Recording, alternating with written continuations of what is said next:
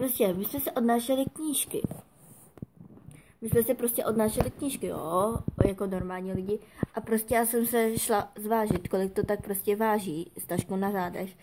Podívala jsem se, kolik jsem vážila prostě předtím a kolik vážím jakože by teď. Jako 48 kilo vážím s tou taškou. A normálně vážím 42.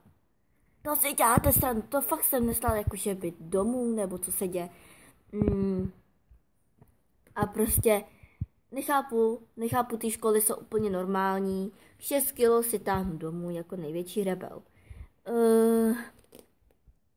Takže tak, no. Já jsem se chtěla jenom postěžovat, ale prostě je to další vlog, jako každý jiný. Zase není to, nebude to opravené, no. No jo, no. Jako doufám, že nedávám moc velký spoilery. Ona jakože pro rovinu, tak ona začne za chvilku pršet, já vám to ukážu. Prostě tady je úplně takováhle obloha a tady no, nevypadá to jako hezky, ani trošku.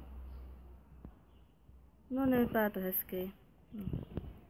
Nádhera. Se zaostří. Tak jde zaostřit, dobře.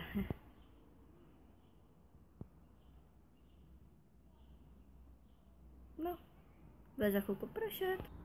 Takže já bych šla už jakože dovnitř. Tak pojďme.